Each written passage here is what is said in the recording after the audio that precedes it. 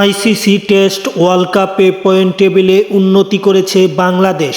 মূলত test world cup বলতে আইসিসির যে টেস্ট চ্যাম্পিয়নশিপ আছে, এই টেস্ট চ্যাম্পিয়নশিপই হলো টেস্টের বিশ্বকাপ।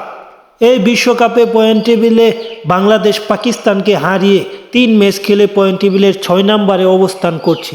আগে বাংলাদেশের অবস্থান খারাপ থাকলেও এই ম্যাচ জিতে 6-এ উঠে এসেছে বাংলাদেশ।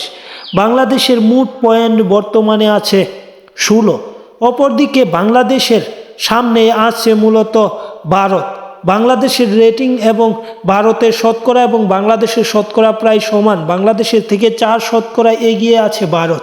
তাই পরবর্তী ম্যাচ যদি বাংলাদেশ জিততে পারে, তাহলে পাকিস্তানকে হারালেই ভারতকে টপকে এই টেবিলের 5 নম্বরে চলে আসবে বাংলাদেশ, এবং 5 নম্বরে আসলে আরও সামনে আসার সুযোগ থাকবে। এবং এখন পর্যন্ত বাংলাদেশের চ্যাম্পিয়ন হওয়ার সুযোগ রয়েছে। বিষয়টা অত্যন্ত কঠিন হলেও সুযোগ আছে।